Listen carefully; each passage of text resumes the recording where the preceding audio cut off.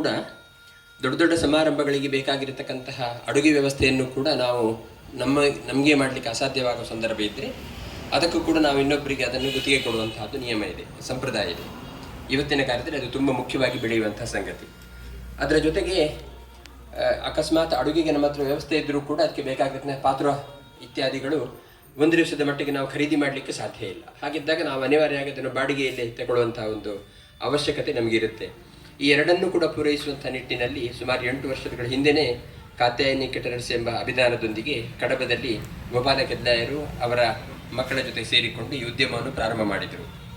ಅವರ ಅಡುಗೆಯಲ್ಲಿ ಅವರ ರುಚಿ ಮತ್ತು ಪಾತ್ರೆ ಇತ್ಯಾದಿಗಳನ್ನು ಕೊಡುವ ಅವಕಾಶದಿಂದಾಗಿ ಜನಗಳು ಅವರ ಸೇವೆಗೆ ಸಂತೃಪ್ತರಾಗಿ ಅವರ ಸೇವೆಯನ್ನು ಮೆಚ್ಚಿಕೊಂಡವರು ಅವರಿಗೆ ಮತ್ತಷ್ಟು ಬೇಡಿಕೆಯನ್ನು ಸೃಷ್ಟಿ ಮಾಡಿದ್ದಾರೆ.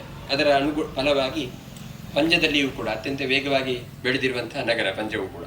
ಈ ಪಂಜದಲ್ಲಿಯೂ ಕೂಡ ಬಹಳಷ್ಟು ಮಂದಿಗೆ ಪಾತ್ರೆ ಸಾಮಾನುಗಳ ಅಗತ್ಯ ಇರುವುದರಿಂದ ಅಕಸ್ಮಾತ್ ಅಡುಗೆನೂ ಬೇಕು ಅಂತಾದರೆ ಅದನ್ನು ಮಾಡುವ ವ್ಯವಸ್ಥೆಯನ್ನು ಗೋಪಾಲ ಕೆದ್ಲಾಯರು ಗುರುವಂಶಿ ಅವರ ಜೊತೆ ಕೂಡಿಕೊಂಡು ಮಾಡ್ತಾ ಇದ್ದಾರೆ. ಹಾಗಾಗಿ ಪಂಜದಲ್ಲಿ ಹೊಸತ್ತಾಗಿ ಉದ್ಯಮವನ್ನು ಓಪನ್ ಮಾಡುವಂಥ ವಿಷಯದಲ್ಲಿ ನಮಗೆ ತುಂಬ ಸಂತೋಷ ಆಗಿದೆ.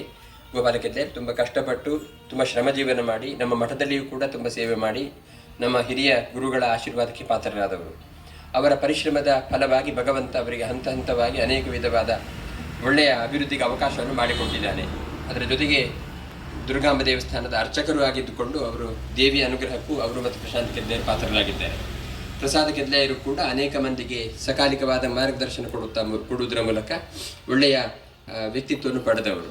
ಹೀಗೆ ಇಡೀ ಕುಟುಂಬವೇ ಒಂದು ಒಳ್ಳೆಯ ಜನ ಅನುರಾಗಿ ಆಗಿರತಕ್ಕಂಥ ಕುಟುಂಬ. ಇವತ್ತು ಕಡಬದಲ್ಲಿ ಪಾತ್ರೆ ಸಾಮಾನುಗಳನ್ನು ಬಾಡಿಗೆಗೆ ಕೊಡುವಂತಹ ಈ ಅಂಗಡಿಯನ್ನು ಉದ್ಘಾಟನೆ ಮಾಡೋಕ್ಕೆ ನಮಗೆ ತುಂಬ ಸಂತೋಷ ಆಯಿತು.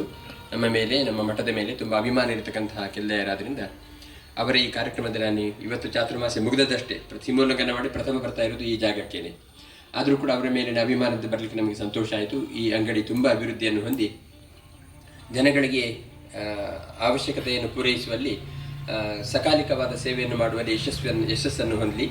ಆ ಮೂಲಕ ಕೆದ್ಲಾಯರಿಗೆ ಇನ್ನೊಂದಷ್ಟು ಹೆಚ್ಚು ಅವಶ್ಯಕತೆ ಬೇಡಿಕೆಗಳನುಗುಣವಾಗಿ ಮತ್ತೊಂದಷ್ಟು ಅಂಗಡಿಯನ್ನು ಮಾಡುವ ಅವಕಾಶಗಳು ಕೂಡ ಬರಲಿ ಅಂತ ಹೇಳ್ತಾ ಅವರ ಉದ್ಯಮದಲ್ಲಿ ಬೆಳೆಯಲಿ, ಜನಗಳಿಗೂ ಅವರಿಂದ ಉಪಕಾರ ಆಗಲಿ ಅಂತ ಹೇಳ್ತಾ ನಮ್ಮ ಮಾತನ್ನು ಮುಗಿಸ್ತೇವೆ.